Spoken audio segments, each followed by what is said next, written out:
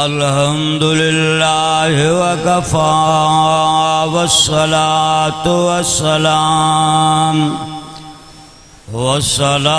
वस्सलामु अला सय्यिदिर रुसुल व अजमलिर रुसुल व अहसनिर रुसुल व खातमिल अंबिया अम्मा बाद फ़क़द क़ाल नबी सल्लल्लाहु अलैहि वसल्लम सय्यदा शबाब अहलिल जन्ना अल हसन वल हुसैन औ कमा क़ाल नबी सल्लल्लाहु अलैहि वसल्लम। मोहब्बत सा दुरूद शरीफ। अल्लाहुम्मा सल्लि अला मुहम्मद व अला आलि मुहम्मद कमा सल्लैता अला इब्राहीम व अला आलि इब्राहीम इन्नका हमीदुम मजीद।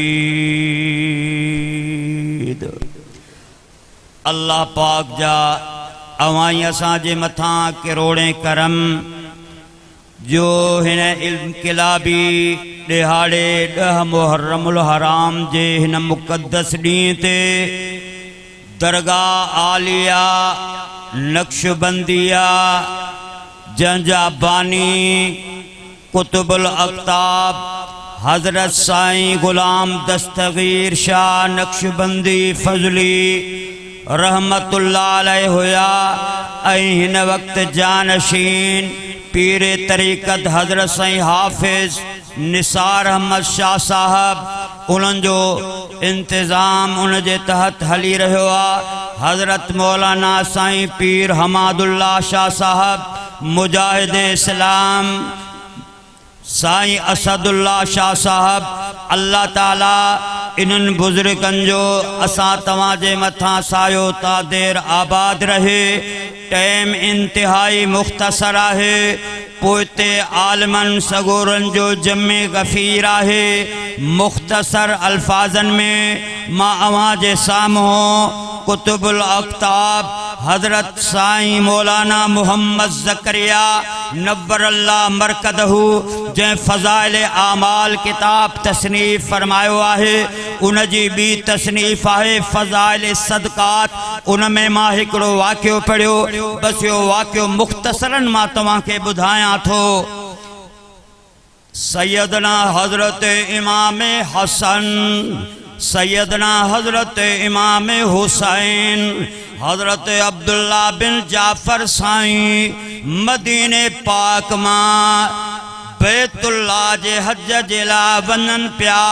सफ़र कंदे कंदे कंदे कंदे कंदे जंहिं ॾाचीअ ते ज़ादे राह मौजूद हुयो उहा ॾाची काफ़िले खां टुटी वई, मुहार निकिरी वई, ॾाची गुम थी वई। टई सगोरा हैरान परेशान हुया। रस्ते में हिकिड़ो खीमो ॾिठाऊं। उन खीमे जे जॾहिं क़रीब आया पोड़ी हिकु ज़ईफ़ औरत हुई निकिरी आई। इन्हनि सगोरनि चयो अम्मा असां मदीने जा राही आहियूं, अॻिते बैतुल्लाह जे हज जे लाइ वञूं था। ज़ादे राह असांजो ख़त्म थी वियो आहे, ॾाची गुम थी वई आहे। खाइण जी का शइ आहे त पेश कर, पीअण जी का शइ आहे पेश कर। अमर साईं फरमायो महिरबानी तव्हांजी, ज़रा ॾाची तऊं लहो त सही, हेठि लहो मां तव्हांजी ज़ियाफ़त कयां। मुंहिंजा दोस्तो अमर साईं बकरी पेश कई। हिन बकरीअ जो खीर ॾुही करे तव्हां नोश फरमायो। सगोरन खीर पीतो। ओ अम्मा खाइण जी बि का शइ मौजूद आहे कि न? अम्मड़ चयो या सागी बकरिया ही छुरिया इनके तमा ज़िबह कयो गोश्त तैयार करे दियो त मां तवा सुहारन जे ला मां भाजी तैयार कया बकरी भुनी उन पोड़ी अम्मा मेहमानन के खाराई हजरत हसनैन करीमैन दुआऊं ॾिनियो चवन लगा अम्मा असां हज ते था वञूं जॾहिं वापसी सां सलामती सां मदीने में पहुचंदासूं अम्मा जॾहिं बि तव्हां खे ज़रूरत पइजी वञे मदीने में असां सां ज़रूर मुलाक़ात कजां हालाणी दरगाह में अचण वारा मुस्लमानो जॾहिं हसनैन करीमैन वापस मदीने मुनव्वर जे अंदर पहुता पोइ कई साल गुज़री विया उन्हनि खां बि ॻाल्हि ज़हन मां निकिरी वई पोड़ी औरत खां 61 साली जो ज़मानो हो जॾहिं उन्हनि चयो कंहिं शहर में हिजरत करे हलूं पर सिधो मदीने पाक में आया जेसि ताईं मज़दूरी मिले गलनि मां रस्तनि मां भाण मेड़ीन पिया बकरिन जूं फोलड़ियूं मेड़े पई पोड़ी अम्मा अचानक सैयदना हजरत इमाम हसन जी नजर पइजी वई पांजे गुलाम के चई पोड़ी अम्मा के मुझे दरबार में वठी आ गुलाम आयो अम्मा जी पुट असांजो आका तोखे सॾे थियो पोड़ी अम्मा जॾहिं हजरत इमाम हसन सोने जे साम्हूं आई इमाम सोने फरमायो अम्मा छा तू मूंखे सुञाणी थी अम्मा चयो मां नथी सुञाणा हजरत इमाम हसन फरमायो उहो ई तुंहिंजो मेहमान खीर वारो बकरी वारो चओ सुभान अल्लाह ओ हलानी जा मुसलमानो मुझे सोने इमाम हसन फरमायो पांजे गुलामन के हिन अम्मा पोड़िया जेला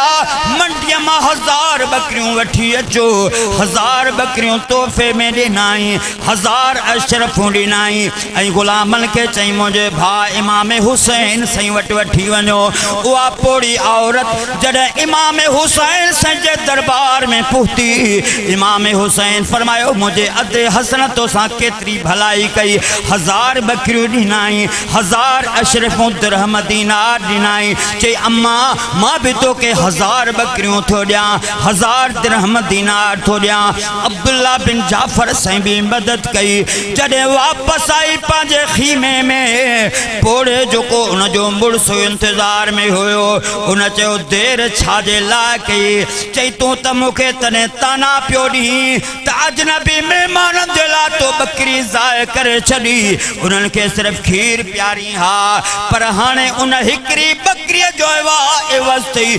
4000 बकरियूं संभाल 4000 दिरहम दीनार भी हिकिड़ी बकरी जो नज़रानो आ मुझा दोस्तो चओ सैयद सखी हूंदो आहे चओ सैयद दिलेर हूंदो आहे चओ सैयद पंहिंजे नाने मिठे मोहम्मद जे दीन तां कुर्बान हूंदो आहे असांजी दुआ है अल्लाह ताला हिननि बुजुर्गनि जो सायो असांजे मथां ता देर आबाद फरमाए जिंदगी बाक़ी मुलाकात बाक़ी वमा अलैना इल्ला